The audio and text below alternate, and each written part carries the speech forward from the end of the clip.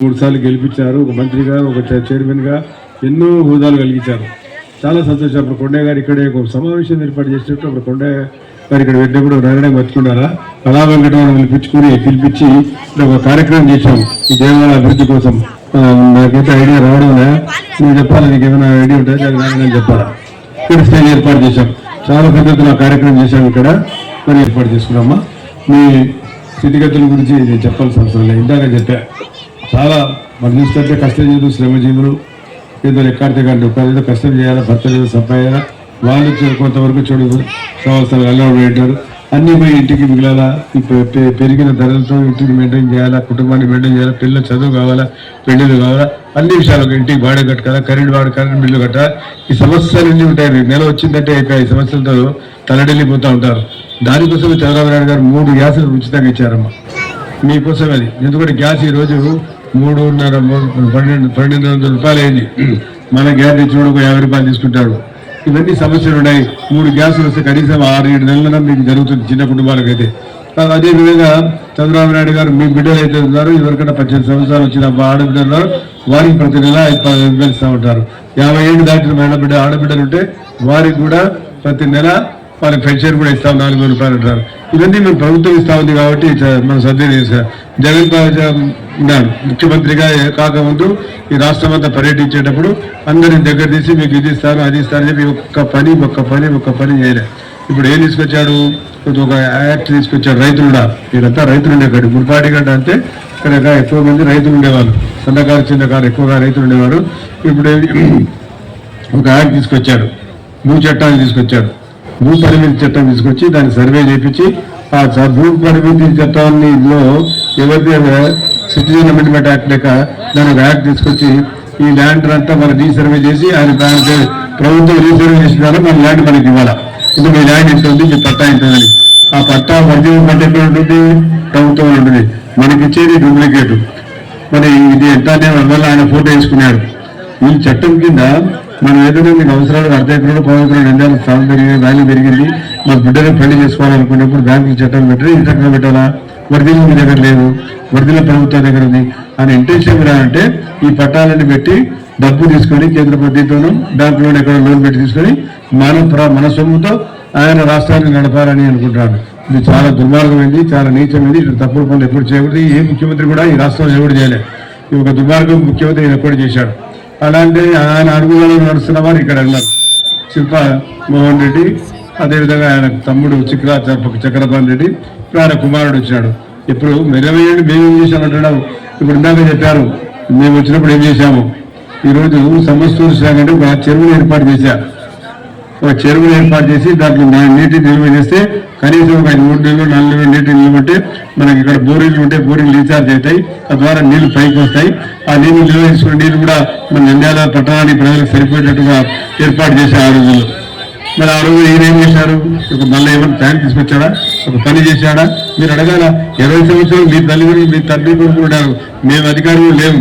నేనుండే 3 నెలల వాళ్ళు ఏం చేశారు, డాక్టర్ గారు చెప్పారు హాస్పిటల్కు 100 పడకల హాస్పిటల్ 300 పడకల హాస్పిటల్ చేసి ఈ రోజు అన్ని సదుపాయాలను కలిగించాము. మీరు ఎంఆర్ఐ కావాలంటే ప్రభుత్వం ప్రైవేట్లో తీసుకోవాలంటే ఎంత ఆలోచన చేయాలి.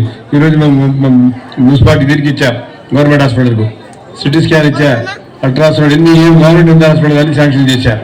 ఈ రోజు కిడ్నీ పేషెంట్ ఎవరైతే ఉన్నారో ఆ ట్రాన్స్ప్లాంట్ వాళ్ళు ప్రతిరోజు నెల 2 రోజులకు 3 రోజులకు ఒకసారి వారు ఇది చేసుకుంటారు, ట్రాన్స్ప్లాంట్ ఇది చేసుకుంటారు, ఈ సర్టిఫికేట్ చేసుకున్నారు, బ్లడ్ డయాలసిస్ అంటారు ఇంగ్లీష్లో.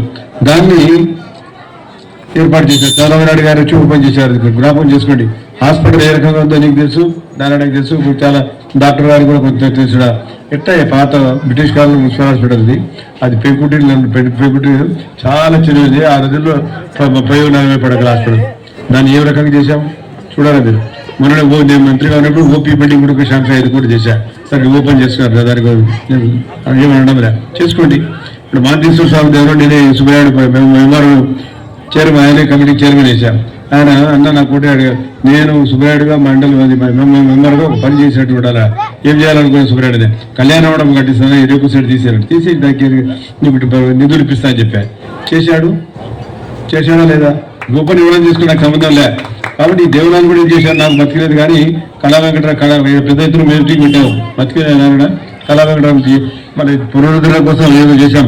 ఎవరు ఆయన బంగారగడ శెట్టి ఉన్నాడు, ఆయన చెప్పించా, ఆయన పేరు పౌరాసి, ఆయన కూడా ఇక్కడికి వచ్చాడు. ఆయన కూడా సన్మానం చేశారు కొండయ్య గారు. మరి ఏం చేశారో గడి రావడం లేదు, ఆయన రీకలెక్ట్ చేస్తా ఉన్నా. సామాన్యం మర్చిపోను. అదే మరి అదే చెప్తాను, సంథింగ్ ఏదో చేశారని చెప్పి చెప్తున్నా కదా. మళ్ళీ అదే విధంగా పార్క్ గురించి చెప్పారు. పార్క్ ఎవరు కట్టించారు? నేను కట్టించాను. ఎందుకు వచ్చారు? మీరు ఎంతో వచ్చారు మా ఇంటికాడికి. అదే పిల్లలు గారు కానీ మహిళలన్నా పరుగున్నా మేము మంత్రిగా ఉండవు. మేము పొద్దున లేచి వాకింగ్ చేస్తూ ఉంటాం. వాకింగ్ చేస్తే ఈ దొంగలు ఏదో ఉండాకూడదు వచ్చి మా టాలీవుడ్ లాక్కపోతున్నారు, మాకు ఏదైనా సంరక్షణ హాస్పిటల్ ఇది కట్టియండి నేను. సరేనమ్మా ఖచ్చితంగా కట్టిస్తా అని చెప్పి మీకు అక్కడ పోలీస్ స్టేషన్ ఏర్పాటు చేసి పార్క్ కట్టించారు. మీరు వ్యాయామం చేయండి కావాలని చెప్పి మా వీధి నుండి సెట్టిగారి పిల్లలు వచ్చి నా దగ్గరికి వచ్చి పెడితే అరిగాని భార్య కానీ అదేవిధంగా గెలివేళ్ళు మా ఆడపిల్లలతో వచ్చారు. మా బంధువులు వచ్చి మా సంరక్షణ కోసం పని చేయాలంటే అప్పటికప్పుడు పార్క్ ఏర్పాటు చేసి ఆ పార్కులో వాళ్ళు వ్యాయామం చేసినట్టు, ఎక్సర్సైజ్ చేసినట్టు, వాకింగ్ చేసినట్టు ఏర్పాటు చేశారు. కూడా నా సోదరులకు, నా అక్కా చెల్లెళ్ళకు అందరూ కూడా చేతులెత్తి నమస్కరిస్తున్నాను. ఎందుకంటే రేపు జరగబోయే ఎన్నికలు 2013 రేపు 13 ఎన్నికలు వస్తాయి. ఇది మన భవిష్యత్తు, మన రాష్ట్ర భవిష్యత్తు, మన యువత భవిష్యత్తు మీద ఆధారపడింది. కాబట్టి మీరందరూ చిన్న ప్రలోభాలకు లోను కాకుండా ఒకరోజు డబ్బుతో చేయడానికి అని ఆలస్యపడకుండా ఆలోచించి మహిళలు కానీ యువత కానీ తెలుగుదేశానికి జనసేన కడుపున్నాయి కాబట్టి కూటమిని గెలిపించవలసిన కోరుతున్నాను. రాష్ట్రంలో ఆర్థిక వెనుకబడింది, అప్పులు ఎక్కువన్నాయి. కాబట్టి మన చంద్రబాబు నాయుడు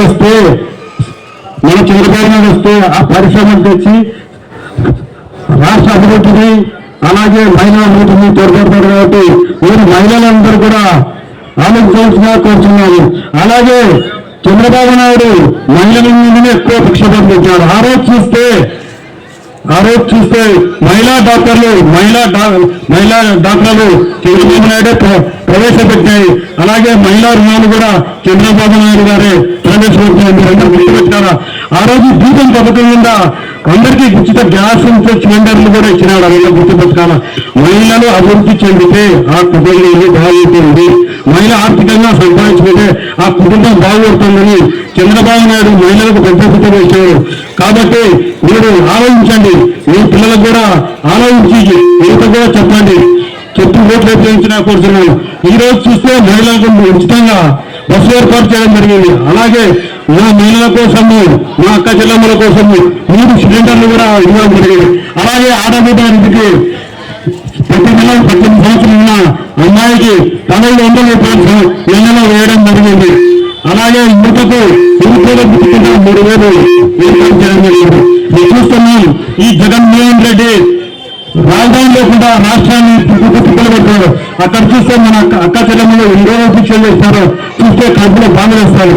వాళ్ళకు 2-3 సంవత్సరాల దాకా దీక్షలు చేశారు. అయినా ఈ జగన్మోహన్ రెడ్డికి దయా జాలి కలగలేదు.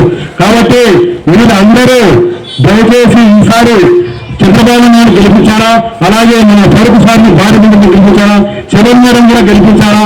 అలాగే వాటిలో సమస్య నాకు తెలుసు, నా అక్క చెల్లెమ్మలు నా మీద ఎంత ప్రేమగా నాకు తెలుసు.